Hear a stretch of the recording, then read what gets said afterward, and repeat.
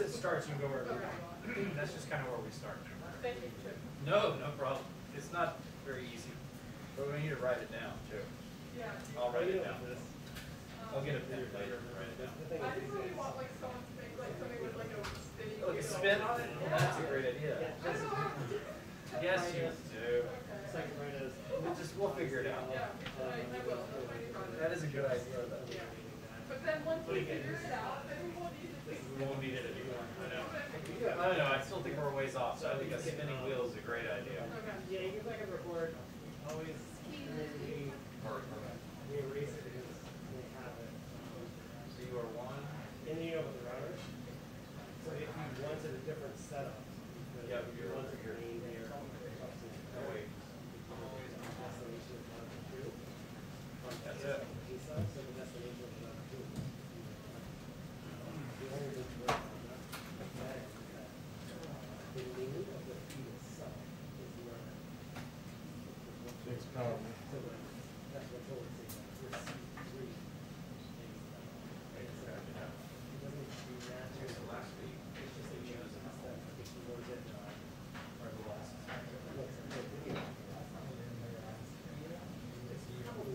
Right, okay, so that's where we are then. Yep.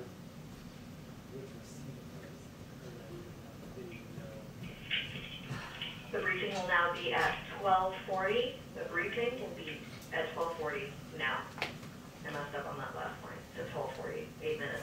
Thanks. All right, 12:40 it is.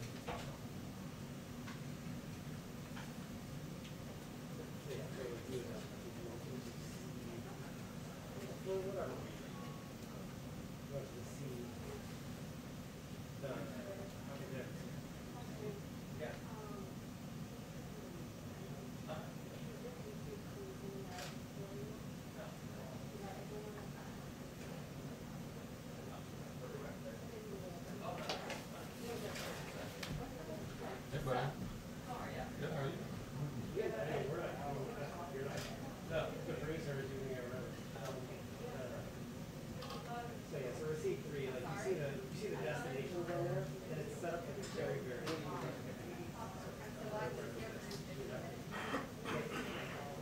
Pick and choose at the same time. So you have destination, and then you have to see the destination. You have to see like if you want to remove, you can't send notification.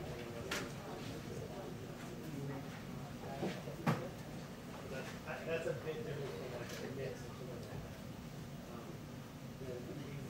These guys It's been a great weekend in Wilmington. Oh, even if it was whatever. Supposed to storm on Sunday, right? As far as the lobby. What? The lobby. Yeah, no, I'm thinking, I'm like, I'm gonna make some sort of not a spinning wheel, but a spinning square. We were out for WHCAC, we're not gonna. It's always like. Like, okay, we can do like that, yeah, I'm like, I wanna see. Yeah, exactly. Good luck back there. I will. Yeah. 70% chance of rain. So on Sunday. But, supposed to come back Sunday? He is. Saturday during the day will be the first gorgeous day of rain here of the Biden presidency. 70. Well, there's a 60% chance of rain here on Sunday. You know what? My wife would kill me if I did. I've been doing this shit nonstop this week. Leaving her home with a 4-year-old. Oh dear. Just put tomatoes and apples into a cup of water instead of a soup. Made my wife drink it. This place is kind of small kids. Who's there for Reuters? Jared. That's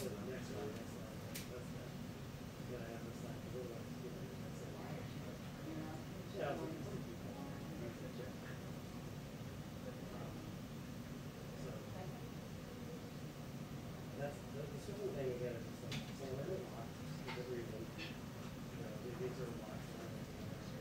But really, if you agree with them, really, really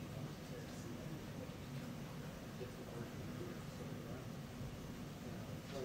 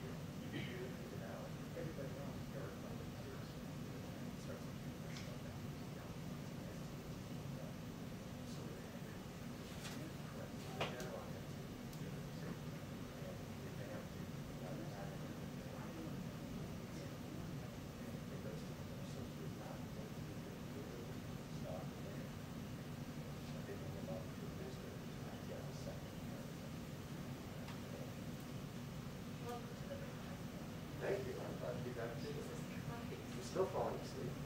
That is insane. It's like time to go home. Well, hopefully that goes away soon. Yeah, Sorry to hear that's that. I will tell it, yeah. Have fun bringing it. Thank you.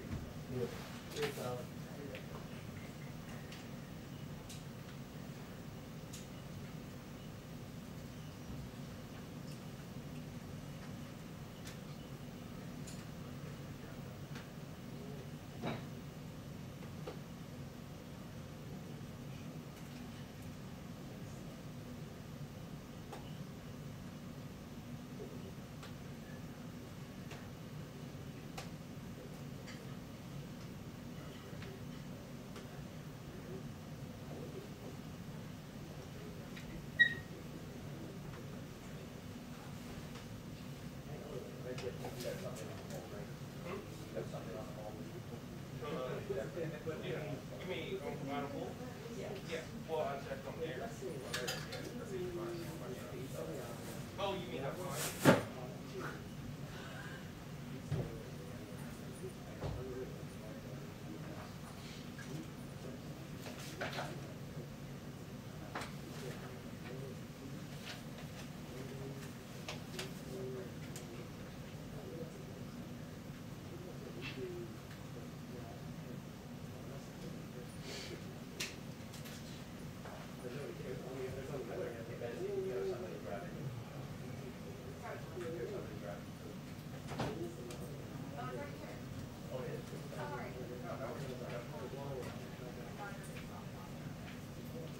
Downstairs.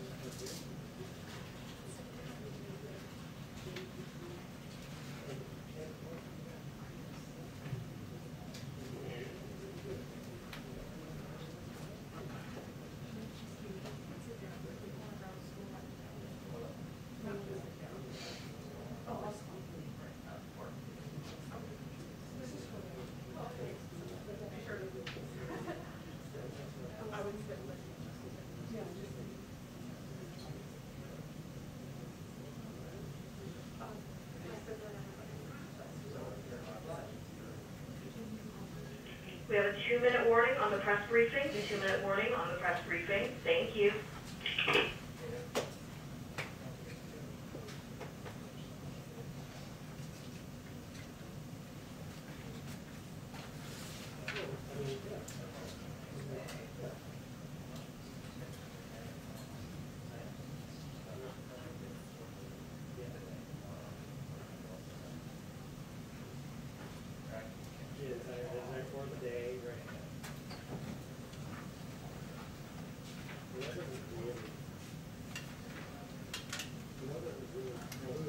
What's up, buddy?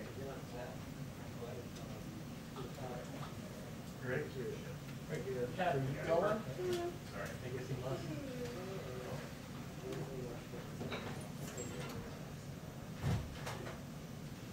Is Pat going for the weekend? Yes.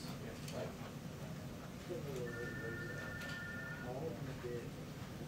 Good full report. So, Yep. Just the facts. well done. I try not to, you know. You gave me some of your personality, but not too much of it. I try to let my voice shine through. Yeah. Do you have any suggestions? Yes, please. And I appreciate you notes. I would try to condense it even further. I would just write 2-minute election period. And I could say, Yeah. you gotta figure your readers know, you know, You can also sensitive content. let them use their imagination. Chris, did you pull the 8-minute warning? I did not. Okay, so there I have to remonstrate with you, because I think the 8-minute one should have been pulled. I'm really getting small sides to that. I just assumed it. Like I. What you want to do is keep up this number of full reports and make a correction. I am looking very good. I'm just sweating. She's just really good.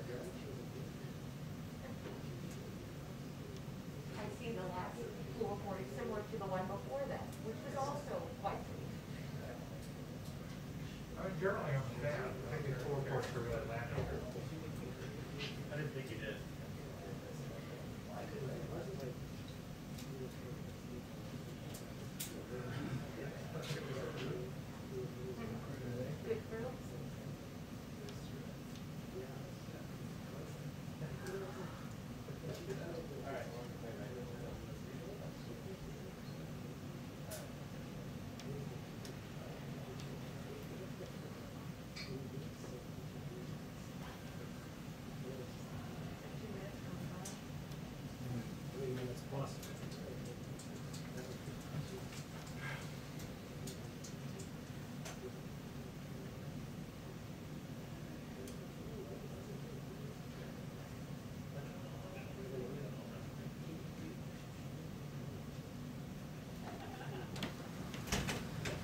Hi, everyone. Jen. Happy Friday.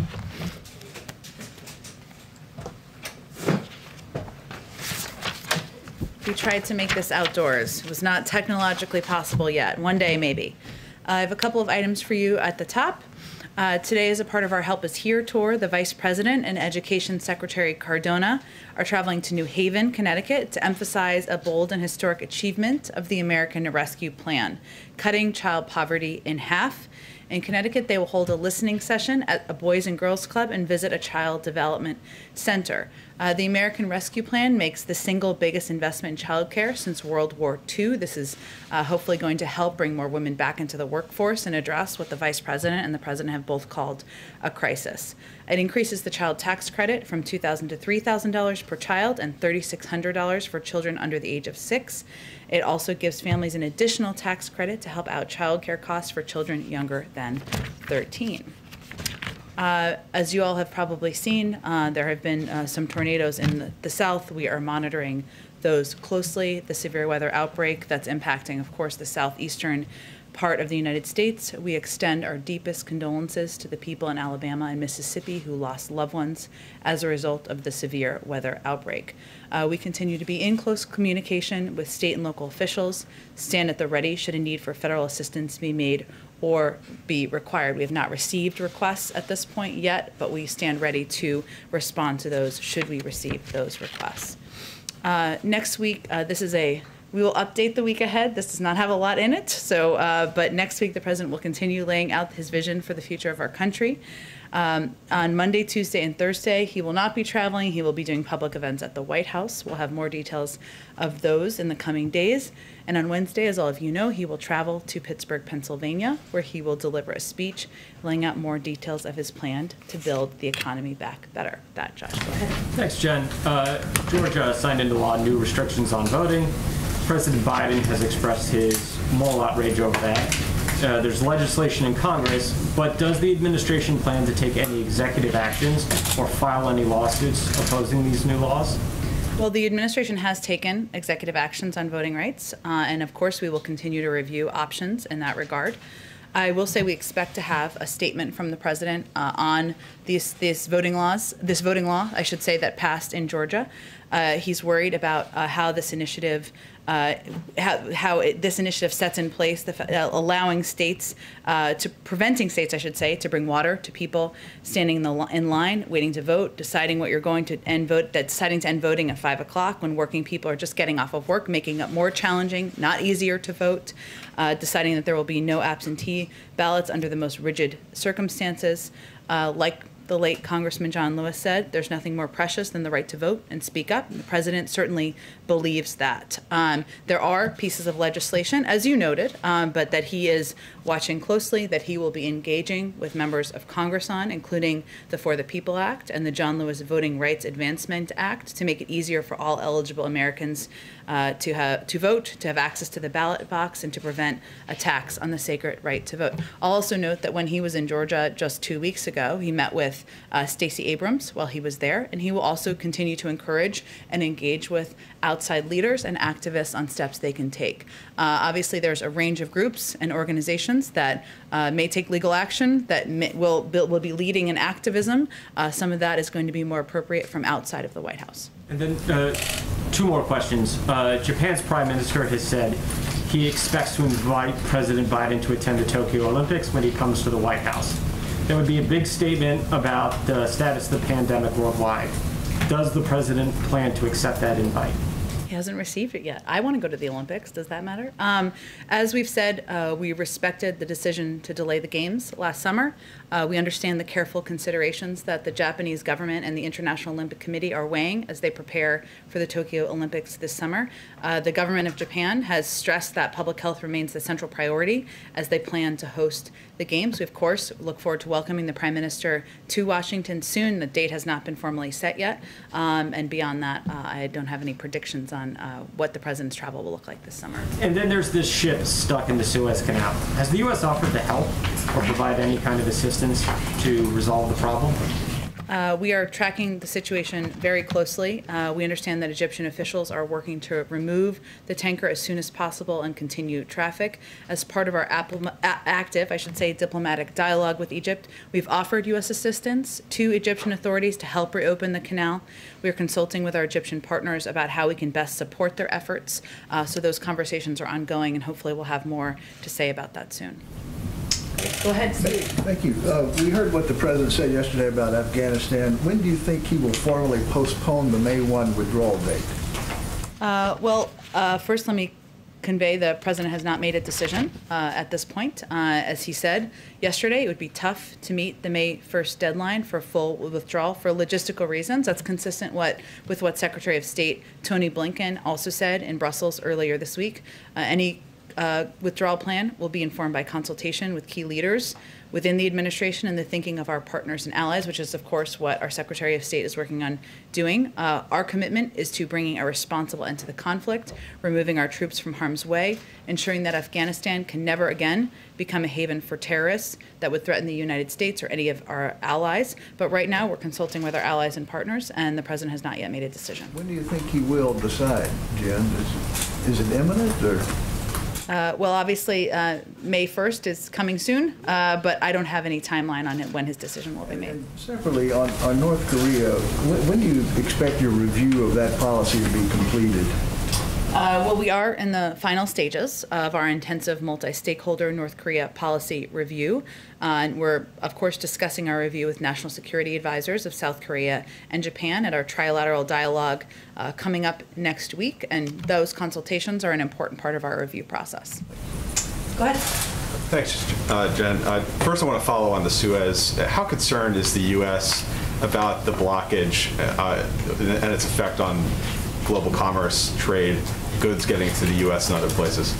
Well, we do see some potential impacts on energy markets from the role of the Suez Canal as a key bidirectional transit route for oil. And obviously, that's one of the reasons we offered assistance from the United States, and we are in close consultation with the Egyptians about that. We're going to continue to monitor market conditions, and we'll respond appropriately if necessary, but it is something we're watching closely. And then on the pandemic, Dr. Redfield, the former CDC director, said this morning that he believes that the virus originated from the lab in Wuhan. Does President Biden have any views on where the virus may have originated, or has the U.S. come to a conclusion on that yet? Well, as you know, the WHO is examining this, and we'll be releasing a report soon. We'll review that report once it's available.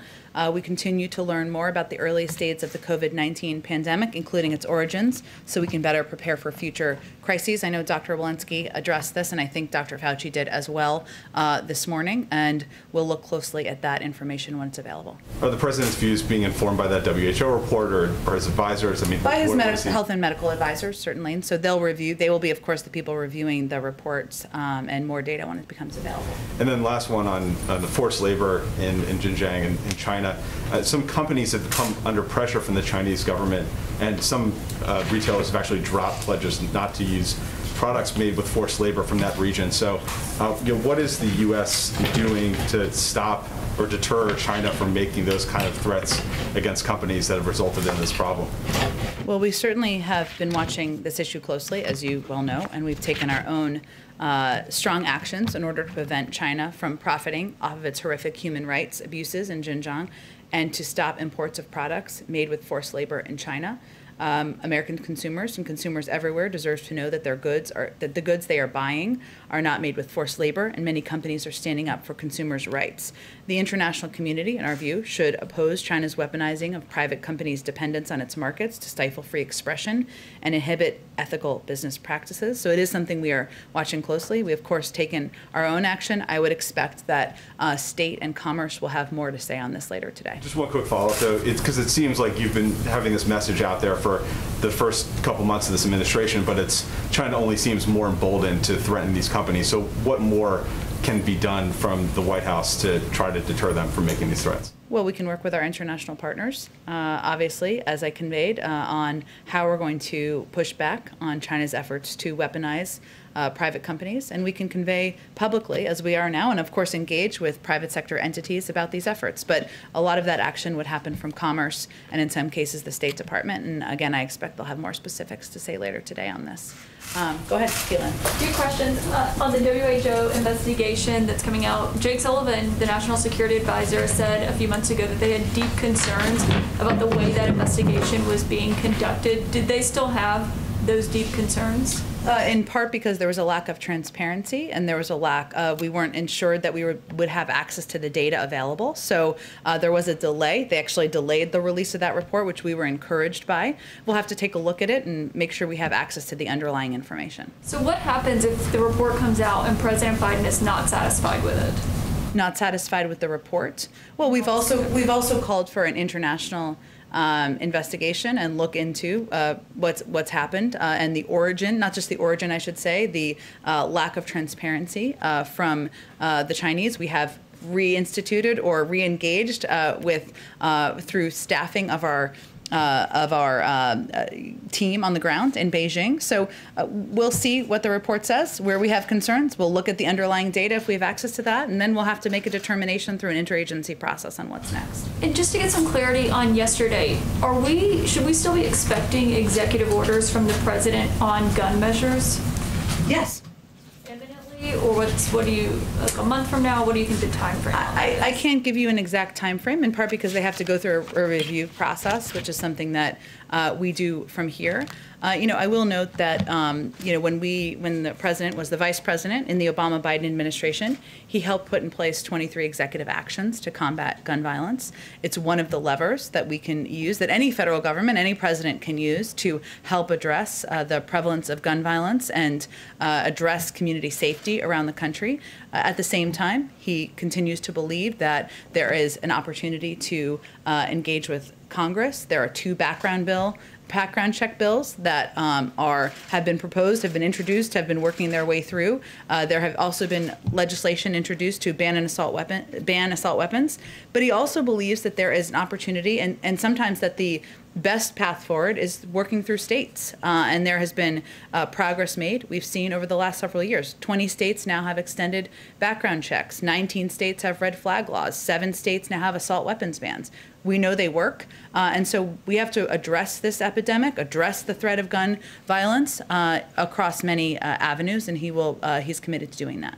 Okay, and then also, does he have a reaction to the Georgia state representative who was arrested overnight when knocking on the Georgia governor's door as he was signing that election law? I think anyone who saw that video would have been deeply concerned by the actions that were taken by law enforcement to arrest her when she simply, by the video that was provided, seemed to be knocking on the door to see if she could watch a bill being signed into law. The largest concern here, obviously, beyond her being treated in the manner she was, which is of course of great concern, is the law that was put into place, which again the president will have a statement from the president I expect later this afternoon on. It should not be harder, it should be easier to vote. We should not put limitations in place. People should be able to vote from home. They should be able to use absentee ballots. There should be a range of restrictions that are undone, not put back in place. And so that's a great concern. One he certainly shares with the elected official who was arrested. Does he plan to reach out to her? I don't have any calls to preview for you. If he does, I will certainly provide an update to all of you. Go ahead. Thank you, Jen. A couple follow-ups on yesterday. The president said he thinks the filibuster is a legacy of the Jim Crow era. Did he think that it was a legacy of the Jim Crow era in 2005 when he defended the filibuster and said altering Senate rules to help one political fighter or another could become standard operating procedure, which in my view would be disastrous? Well, Peter, one of the things he talked about yesterday was the fact that between 1917 and 1971, the filibuster was used about 58 times. Last year alone, it was used 5 times that many. It is not being used for the intended purpose. It is being abused. And yes, there are scenarios as it relates to voting rights where it is oppressing. It is allowing for systematic racism in the country. So that's the concern he was expressing. And a follow on that, there are some concerns on the right that if you get rid of the filibuster, it effectively means one-party rule. So is that what the president was getting at when he was asked about 2024, and he said, I have no idea if there will be a Republican Party? Well, that certainly wasn't what he was getting at. Given as part of his answer, he conveyed that his objective and his hope is to work with Republicans. He wants to get work done for the American people. He wants to put in place solutions, put people back to work, get the pandemic under control, make voting easier and more accessible. And it's really on Republicans in Congress to decide if they're going to be part of the solution or if they're going to be part of obstruction. So he's leaving it up to them to make the decision on what role they want to play in history. On the border, the president said yesterday the vast majority, the overwhelming majority of people coming to the border and crossing are being sent back, but only 13% of the 13,000 families that tried to cross last week were sent back, according to Axios. So where do we get a majority out of 13%? The vast majority of adults are being sent back. Okay, so the family units, 87% of them are being taken into the United States to either be resettled or await their hearings. I'm just curious, 87% in the country of the family units is not a majority being sent back. A majority of adults, which every adult is not a part of a family unit, as I'm sure you're fully tracking, and tens of thousands of people are coming to our border. We know that. And so the majority of adults are being turned away. Our policy remains the same. We are implementing Section 42. As the president touched on, and I touched on a little bit earlier this week, there are capacity issues in Mexico, which we are in discussions with them about addressing. And they are not in a position to accept and take the families that they have in the past. So that's part of the diplomatic discussions that we're having. Okay, and just one more about yesterday. We noticed, starting at the end of the campaign, and then into the transition and here at the White House, anytime that the president has an event where he is given a list of reporters to call on, Fox is the only member of the 5-network TV pool that has never been on the list in front of the president. And I'm just curious if that is an official administration policy. We're here having a conversation, aren't we? Yes, but and do I take questions from you every time you come to the briefing room? Yes, but I'm Has the asking about president taken president. questions from you since he came into office? Unfortunately, yes or no? Only when I have shouted after he goes through his whole list. And the president has been very generous with his time with Fox. I'm just curious about this list that he has given.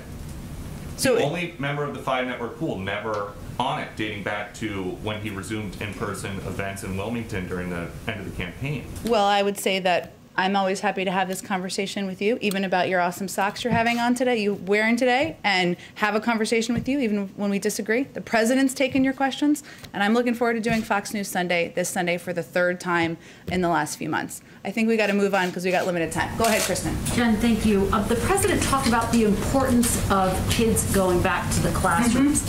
In many schools all across the country, they are not going back to the classrooms, and there aren't imminent plans to do so because teachers' unions say that they want their teachers to be vaccinated first, even though the CDC says that's not required. How are you going to deal with that, and are there any discussions about saying to teachers' unions, you have to go back to the classrooms?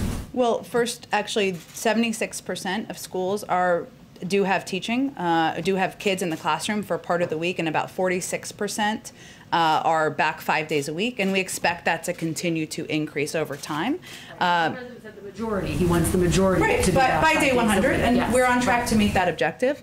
I will say that we took a step in this administration to prioritize teachers through our pharmacy program. That program is working. It's effective. Teachers can go. They are prioritized at pharmacies. It's something we had the power to take and implement, and we feel it's very much in line with the CDC guidelines because it is one of the mitigation steps, and it's a step we had the power to take and put into place. We actually don't see an issue coming up with schools not reopening. They are reopening. More are reopening every single week, and we certainly feel we're on track to meet our goal. And when you look at some of the polling as it relates to the vaccinations, still about 30% of adults say they don't plan to get one. How do you get things back to normal with those types of figures, and when specifically do you plan to move forward with the vaccine campaign to try to improve education? It's launching, Kristen. It's happening. We are launching a public campaign. There are some details that have been out and reported, I believe, in the Wall Street Journal. We'll get all that information out to all of you. I will say that what we have learned from our own data is that part of our investment and focus needs to be in trusted voices and trusted partners. We've seen some improvement in confidence among a range of communities in the efficacy of the vaccine. That's good news, right? What we have seen concern about, and what we still have concern about, is access, and that is the big issue. Because now, when we start to get to the point where we are trying to reach more and more communities, of course, vaccinate adults, Americans in this country.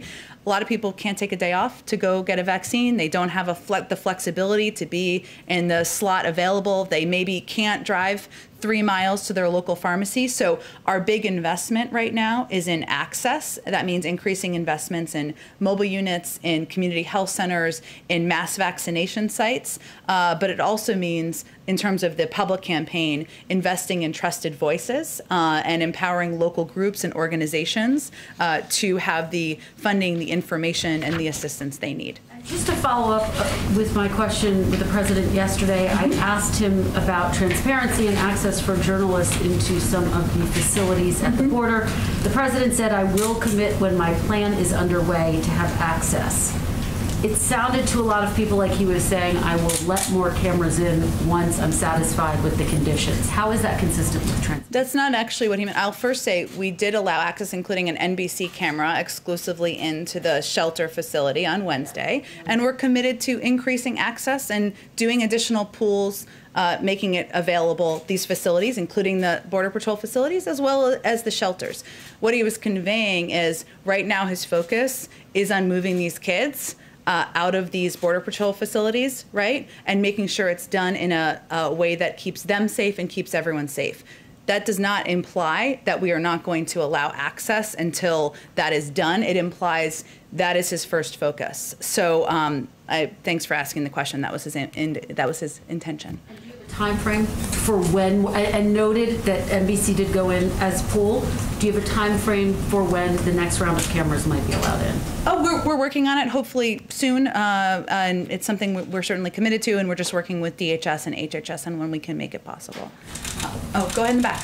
So obviously they're on guns. Obviously there's lots of pieces of legislation the president is advocating for. But when he spoke yesterday about priorities, some gun control groups felt frustrated. They felt like he was saying gun control is not a priority compared to infrastructure, compared to Build Back Better. What's your response to groups who took that message away from the president's comments yesterday? Well, first, the president understands their frustration, and he understands it as one of the few people in government who ever beat the NRA twice by leading the fight to pass the Brady bill and the assault weapons ban. He understands as a person who led the effort at President Obama's request to strengthen gun measures after Sandy Hook, and when that was voted down, helped put in place 23 executive actions to combat gun violence. You'll see more executive action, as Josh and others were asking about, and that review's underway, and more efforts by him and the administration to move forward in the weeks ahead, whether that is on legislation, supporting efforts that are happening in states, which we've seen as very effective and impactful, and largely due to the advocacy and activism of a lot of these groups. But, you know, we would say that the frustration should be vented at the members of the House and Senate who voted against the measures the president supports, and we'd certainly support their advocacy in that regard. And on the border, Secretary Mayorkas put out a statement saying this is the highest pace of border crossing in 20 years. Yesterday, President Biden made it seem like this is not too unusual compared to other previous years, that in terms of the number of people trying to cross the border, it's about average. Those don't seem to square. How does the administration view this in terms of whether this is precedented or whether this is an increase? Well, the president was making the point that we have seen increases at the border in 2014 when he was the vice president, 2018 and 2019, and he conveyed that over the last 6 months of the Trump administration, there was an increase of about 31%. We've seen an increase of about 29% over the last several months since he took office. So the point is, we've dealt with this before. It is often seasonal. It is often cyclical, and he just wanted to convey that in his effort to communicate and provide educational information to the public.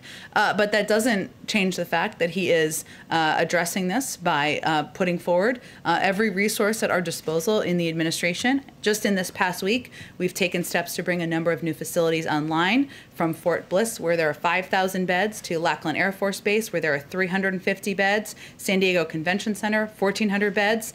These 3 sites alone provide at peak capacity an additional 6,750 beds. One of our biggest issues, as we've talked about before, is moving these kids out of the Border Patrol facilities into the shelters, and we need to have places that are safe, that have educational resources, health resources, mental health resources, legal resources. This is a step toward doing that. The other piece where he has been very focused, as we all have been, is on expediting processing at the border. And earlier this week, the Office of Refugee Resettlement also instituted a revised policy for certain children who have a parent or legal guardian in the United States.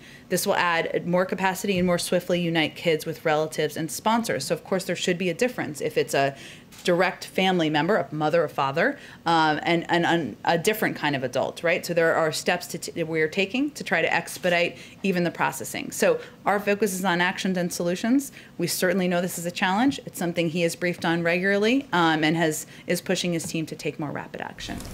Go ahead, Peter. Thank you, Jen. The President has said he wants bipartisan support, I think, for infrastructure package as well. Mm-hmm. Is that possible when Republicans are pretty adamant they don't want tax increases? In other words, how can you achieve bipartisan support for infrastructure if Republicans are drawing the line, a hard line on taxes? Well, first I would say, Peter, that I don't think most Republicans think that the United States, one of the wealthiest countries in the world, should be 13th in the world as it relates to infrastructure.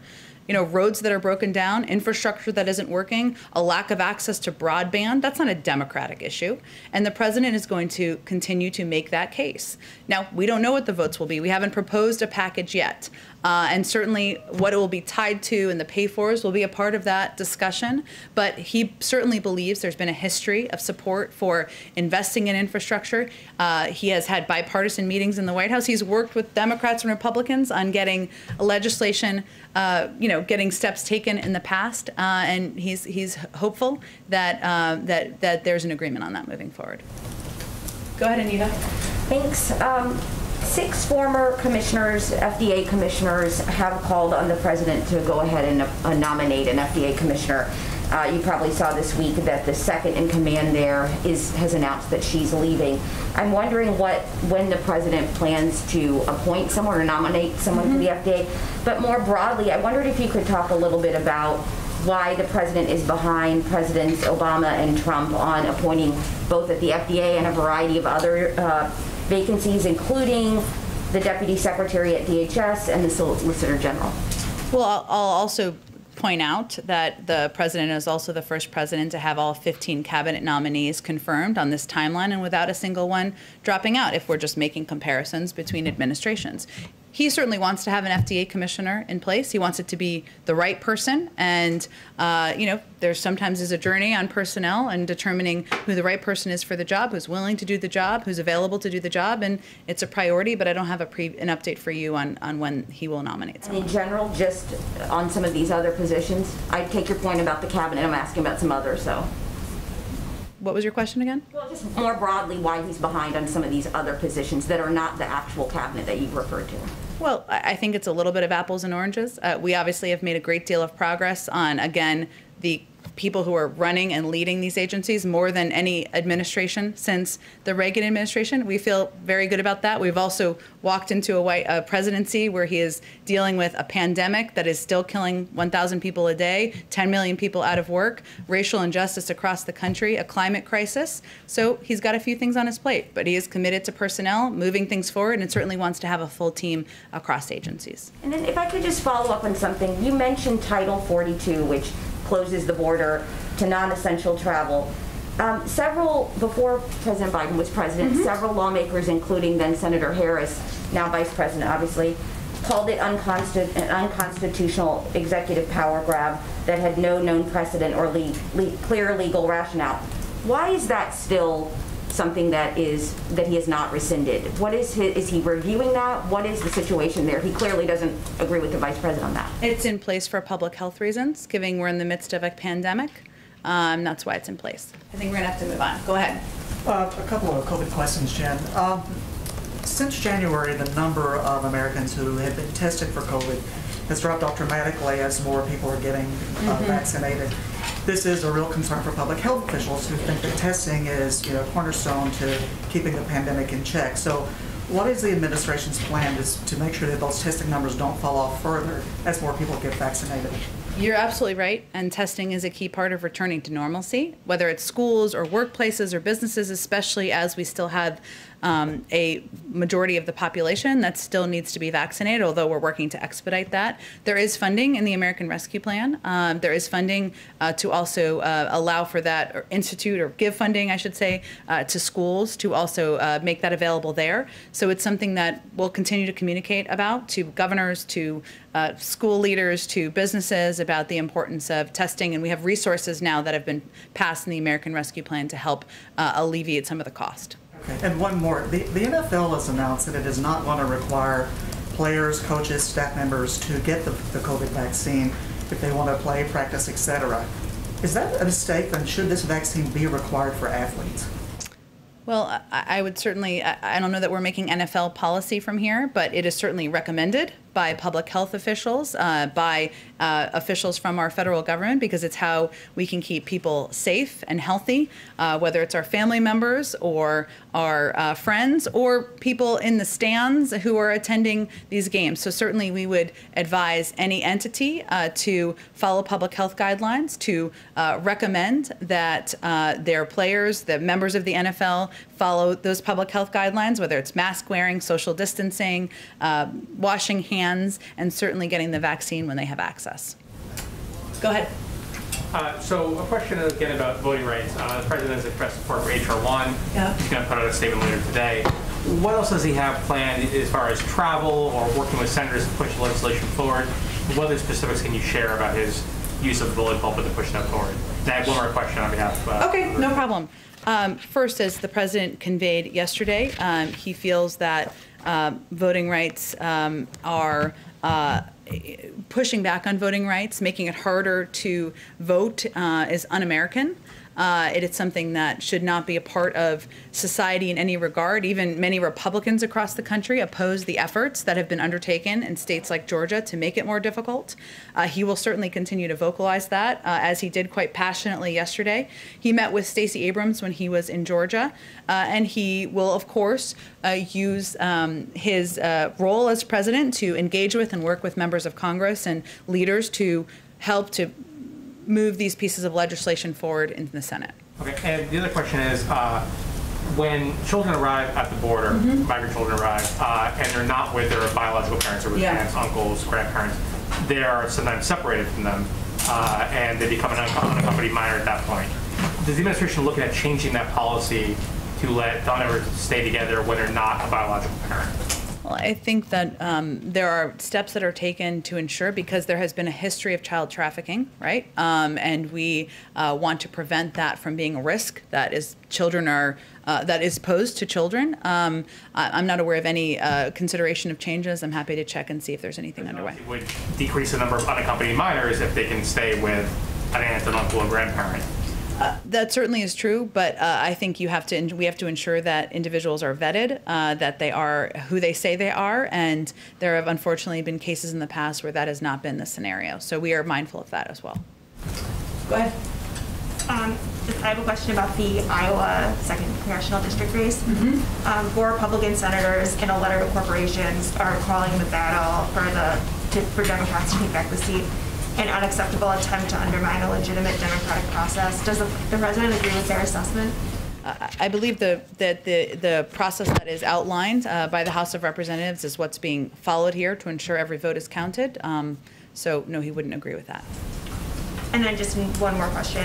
Will the White House comply with the White House Democrats' request for documents from the last 6 weeks of the Trump administration as part of their investigation into what happened on January 6th?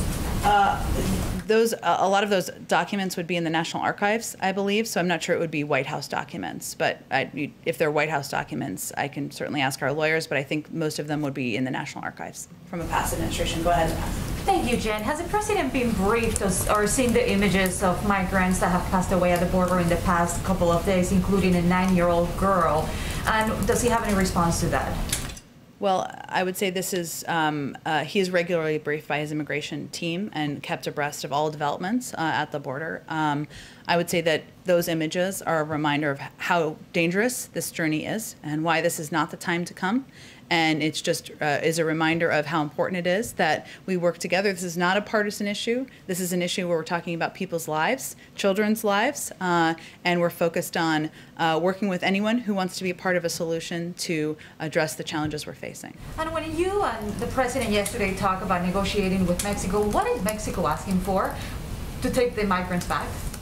I don't think we're going to get into its private negotiations. I will just say that it's not a question of if, but when we work through with the Mexican government, being able to have the capacity to take some of these families back. Part of the discussion, of course, when Ambassador Jacobson and others were in the region was on exactly these issues, but it was just the first trip. As we announced just a couple of days ago, the Vice President will be playing an important role here. We have just announced an envoy, and these discussions will be ongoing. We didn't expect this first trip to be conclusive. And as you make now the infrastructure package your next priority, where does immigration reform fall on the list of priorities for this White House? Any White House, including ours, has to walk and chew gum at the same time, move forward on a range of priorities, a range of crises facing the country. So we will continue to work with members of Congress, work with outside groups, continue to advocate for moving long overdue immigration reform forward. Go ahead. Yesterday, the President mentioned inviting an alliance of democracies before too long. Yeah. Can you define when before too long might be, and whether it would be to the White House? Bless you. Thank you. Whether they would come to the White House, and how many countries does he envision inviting? It's a great question. He's something he talked about broadly on the campaign trail. I don't have any additional details at this point in time. I expect we'll have some more on our climate summit soon, which would be the next summit type of international engagement. But I don't have anything to preview for you on that particular event. Prime Minister Suga's visit to Washington was announced like 2 weeks ago by the Japanese government, and I wondered why is there a holdup in announcing the date? Oh, it's not. We're working out the final date and logistics. We're looking forward to welcoming the Prime Minister here, but I wouldn't read anything into it beyond that. Thank you. Thanks, everyone. Thanks, Jen. Happy Friday.